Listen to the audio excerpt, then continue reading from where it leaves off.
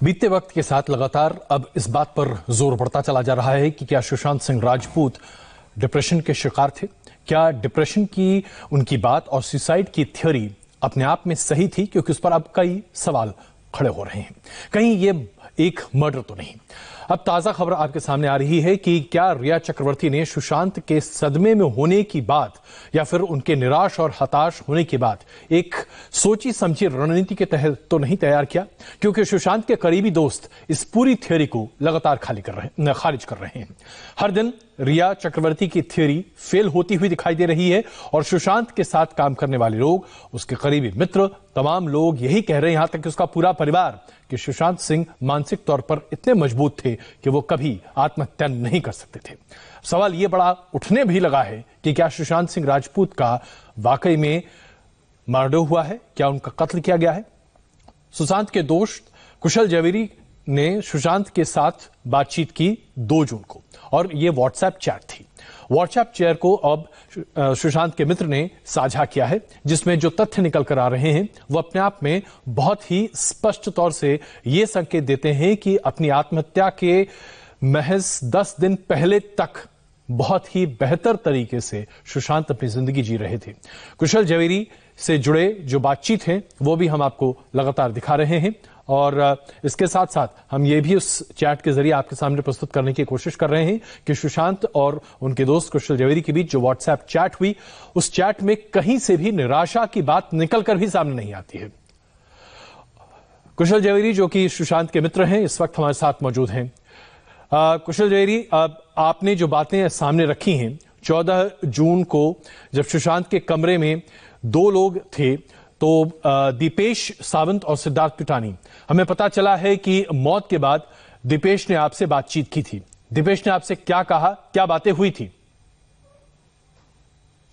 नहीं, मेरा बहुत बेसिक बात हुआ है। उसने बोला है ऐसा डिप्रेस नहीं था, वो बहुत सही था, बहुत अच्छे जोन में था। रोज सुबह उठता था, योगा करता था, मेडिटेशन करता था, पूरा दिन बुक्स पढ़ता था, पॉडकास्ट सुनता था। तो एकदम नॉर्मल था, जैसे नॉर्मल पहले भी रहता था जी, कुछ ना कुछ करते रहता था। तो ऐसे में कुशल जी, सवाल ये उठता है कि जो बात में निकल कर आई और कहा गया कि 14 जून को सुशांत ने अपनी जान खुद अपने हाथों से ले ली, ये बात आपके गले के नीचे उतरती है क्या? बहुत मुश्किल है, और क्योंकि ऑलमोस्ट 1 दिन पहले उसने फिल्म प्रोड्यूसर से बात की थी, इसके पहले एक बार महेश से मिला था जी, मेरे से बात हुई है, और वो सब बातों में कहीं भी ऐसा एक रेड फ्लैग नहीं लगता है कि वो ऐसा कुछ करने वाला है। बहुत ही इनफैक्ट बहुत ही पॉजिटिव बात चल रही थी कि आगे काम करना है साथ में। आपकी जो बातचीत हुई, उस जो व्हाट्सएप चैट जो आपने अभी सामने रखा है, उसमें यह बातचीत भी है कि आध्यात्मिक तौर पर अपने आप को काफी आगे बढ़ने की बात कर रहे थे, बढ़ाने की बात कर रहे थे। आध्यात्मिक तौर पर आप दोनों ने किस तरह से एक दूसरे को बल दिया था, और ये आध्यात्मिक बातचीत आपके बीच में पहले भी होती थी क्या? बहुत पहले इतनी नहीं होती थी, बट फिर भी ये एक ऐसी चीज थी जो उसको हमेशा से करनी थी। वो हर एक चीज ट्राई करता था अपने लाइफ में जी, जो चीज आपको हेल्प करती है इंटरनली। तो ये सब वो हमेशा ट्राई करते रहता था, कुछ ना कुछ, और अच्छी चीज होती थी वो हम लोग के साथ भी शेयर करता था, हमें भी बोलता था तुम लोग भी ट्राई करो। कुशल जी, ऐसे में एक बड़ा सवाल है, रिया चक्रवर्ती के जरिए जो बातें सामने निकल कर आ रही हैं कि सुशांत बहुत डिप्रेस्ड थे, स्प्लिट पर्सनालिटी की बात भी उन्होंने हल्के अंदाज में कही है, जो कि बहुत स्थापित नहीं है। कई डॉक्टरों से दिखाने की बातचीत की है। क्या आपको लगता है कि रिया चक्रवर्ती का असर उनकी जिंदगी पर पॉजिटिव था या दरअसल नेगेटिव था? सर, मैं इस बारे में कुछ बता नहीं पाऊंगा, क्योंकि सुशांत ने कभी मेरे साथ इस चीज के बारे में कभी कोई चीज शेयर नहीं की जी, और जितनी भी मेरी बात हुई है हमेशा उसके साथ कभी रिया की बात नहीं निकली उसमें।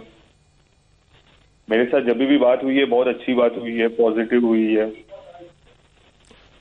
लेकिन अब जब रिया चक्रवर्ती इस तरह की बातों को सामने रख रही हैं और वो मानती हैं कि आत्महत्या की किया सुशांत सिंह राजपूत ने, क्या उनकी इस बात में आपको दम लगता है? मैं मानता नहीं हूँ इस बात को, क्योंकि मैं उस बंदे को 12 साल से जानता था जी। और ऑब्वियसली वो एक रोल मॉडल था बहुत लोगों के लिए। उसमें एक एनर्जी थी सबको मोटिवेट करने की। वो अपने इंस्टाग्राम अकाउंट से भी बहुत लोगों से बातें करता था, फैंस के साथ जी। सबको मोटिवेट करता था, प्रॉब्लम्स में हेल्प करता था। उसके ड्रीम्स थे, काफी सारे ड्रीम्स थे जो उसको परस्यू करने थे। तो हम क्या समझे कुशल जी, आप ये कह रहे हैं कि रिया चक्रवर्ती ने जो बातें सामने रखी हैं या फिर मुंबई पुलिस की तरफ से जो आत्महत्या की बात सामने रखी जा रही है उस पर विश्वास करना आपके लिए कठिन है? आप ये मानते हैं कि रिया चक्रवर्ती शायद सच नहीं बोल रही होंगी? उन लोग को रिया को उसका माइंडसेट ज्यादा अच्छे से पता होगा, क्योंकि लास्ट 1 साल में उसने सबसे ज्यादा टाइम उसके साथ स्पेंड किया है। क्योंकि सुशांत का ऐसा कोई शूट भी नहीं हुआ है छिछोरे के बाद जी। और कोविड-19 में भी 3 महीना घर पे थे, मार्च अप्रैल में। तो मुझे, क्योंकि लास्ट में महेश भी मिला था उससे और महेश ने मुझे बोला है कि वो एग्जैक्ट बहुत नॉर्मल था, वो जैसे नॉर्मली होता है, जैसे बात करता है। काफी महेश की लंबी बातचीत हुई है उससे। तो महेश को कहीं नहीं लगा ऐसा, क्योंकि मैं महेश और सुशांत तीनों काफी क्लोज थे और महेश हम में सबसे बड़ा था। तो कुछ अगर गलत भी होता था, कुछ होता था, तो महेश हमेशा हमें बताता था कि ये गलत है, ये सही है, ऐसा मत कर। तो महेश को भी अगर कहीं नहीं लगा ऐसा कि ऐसा कुछ है, तो फिर बहुत हजम होना मुश्किल है ये डिप्रेशन वाली थियरी। एक बात हमें पता चली है कौशल जी कि 14 जून को सुशांत ने दीपेश से कहा था कि कुशल से कहो नए प्रोजेक्ट का क्या अपडेट है, यानी कि सुशांत भविष्य की प्लानिंग कर रही थी। ये नया प्रोजेक्ट क्या आप लोग करना चाह रहे थे, इसकी कुछ जानकारी आप साझा कर सकते हैं? हाँ, एक फ्लिपकार्ट की डील का एक फोन आया था मुझे सुशांत के लिए। ये करीबन आया था 7-8 तारीख को। मतलब उन लोग चाह रहे थे किसी तरह सुशांत से कांटेक्ट करना जी। तो मुझे फोन आया था, तो मैंने सुशांत से बात की थी इस बारे में। तो उसने बोला था तू दीपेश को बोल दे, दीपेश मेरे साथ है, दीपेश संभाल लेगा। तो यानी कि एक एंडोर्समेंट का प्रोजेक्ट उनके पास आ रहा था, यानी कि ऐसा नहीं कि वो घर पे खाली बैठे हुए थे? नहीं, खाली बैठने का कुछ नहीं था, उसके पास काफी काम था। तो उसी बारे में मुझे मैसेज आया था 14 तारीख को सुबह जी दीपेश का, कि सर पूछ रहे वो डील का क्या हुआ जी। बट उसको सुशांत ने वो 13 तारीख को पूछा था, 13 तारीख को शाम को पूछा था कि तू कुशल से बात कर लेना उस बारे में। तो जाहिर सी बात है उसने अगले दिन यानी कि 14 तारीख को आपसे बात की, यानी कि 13 तारीख तक अगर हम आपकी इस बातचीत से ही चीजों को जरा आगे कुरेदने की कोशिश करें तो 13 जून तक किसी भी तरीके से सुशांत के मनस्थिति में डिप्रेशन की बात नहीं दिख रही थी। वो भविष्य की प्लानिंग कर रहे थे, वो नए प्रोजेक्ट्स के बारे में सोच रहे थे। ऐसा व्यक्ति क्या डिप्रेस्ड हो सकता है? क्या वाकई में सुशांत का कोई स्प्लिट पर्सनैलिटी भी हो सकता है, जिसकी एक तरह से संकेत की बात की जा रही है कई सोशल मीडिया प्लेटफॉर्म्स पर? नहीं, स्प्लिट पर्सनालिटी ऐसा कुछ नहीं था, क्योंकि मैं उसके साथ 8 महीना रहा हूँ 2018 और 19 के बीच में। उस टाइम पे अगर ऐसा कुछ होता तो मुझे डेफिनेटली पता चल जाता जी, क्योंकि उस टाइम पे मैंने सबसे ज्यादा टाइम स्पेंड किया है उसके साथ। तो यानी कि जो तमाम बातें जो चल रही हैं आपको इनमें कहीं कोई दम नहीं दिखाई देता। ये व्यक्ति सुशांत सिंह राजपूत निरंतर अपने करियर, अपने अस्तित्व और अपने दिमागी तौर पर सक्रिय होने की बात सामने आती है। कम से कम आपकी बातचीत से तो यही लगता है। क्या मैं सही कह रहा हूं? हाँ, आप सोचिए ना, मेरे मतलब जो आदमी एक दिन पहले पूछ रहा है काम के बारे में, और मैंने सुना है रमेश तौरानी जी से भी बात हुई थी जी एक फिल्म को लेकर, जो हकीकत है, जो उनकी बात हुई थी। तो ऑलमोस्ट 13 तारीख तक शाम तक, रात तक काम की बात हो रही है। और सडनली आप 14 तारीख को ऐसे सुनोगे तो ऑब्वियसली आप शॉक में चले जाओगे कि एक दिन पहले काम की बात हो रही है आपकी और सडनली आप ऐसा सुनते हो तो हजम नहीं होता है। बहुत महत्वपूर्ण बातें आपने हमें बताई, साझा की, और अफसोस हम सबों को है क्योंकि हमने एक बेहतरीन कलाकार खोया है, लेकिन इसकी जांच पूरी होनी चाहिए। बहुत धन्यवाद कुशल जी हमसे बात करने के लिए।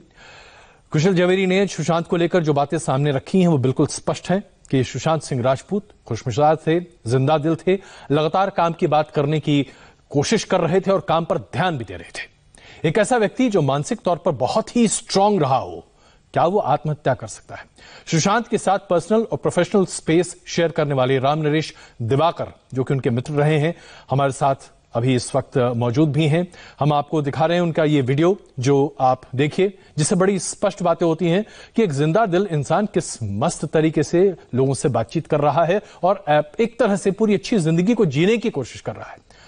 राम नरेश दिवाकर जी, ये जो तस्वीरें अभी हम दिखा भी रहे हैं अपने दर्शकों को, ये जो वीडियो आपने दिया है, इससे तो स्पष्ट होता है कि सुशांत सिंह राजपूत के आसपास भी कोई डिप्रेशन जैसी बात नहीं है। फिर ये डिप्रेशन की थ्योरी कैसे सामने आई और आखिरकार इसे सामने रखकर क्या करने की कोशिश की जा रही है?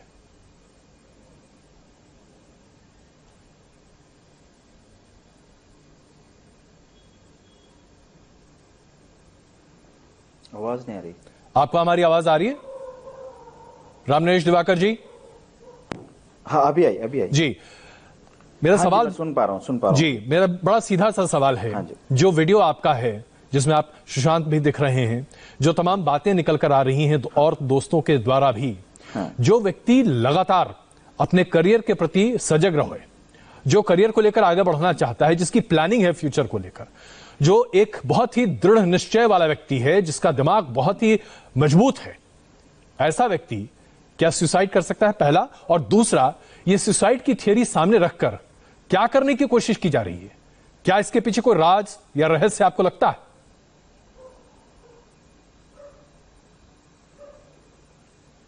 अब आप देखिए ना, अभी कुशल भाई ने बताया जिस तरीके से कि अभी लास्ट डे भी उनके रमेश तौरानी जी से बात हुई है। मेरे साथ जितने मैंने वो पल बिताए हैं, या मैं जब उससे मिला, मैं डिप्रेशन में था तो उसने मुझे बाहर निकाला। कभी वो इंसान डिप्रेशन में गया ही नहीं है और ना वो जा सकता जी। मतलब जो लोग उसे नहीं भी जानते हैं वो लोग उसे बाइपोलर, डिप्रेशन करार करने में, साबित करने में लगे हुए हैं। वो नॉर्मल से भी नॉर्मल आदमी था, मतलब इतना गिविंग था कि उससे सिर्फ फायदा उठाने की कोशिश की गई है।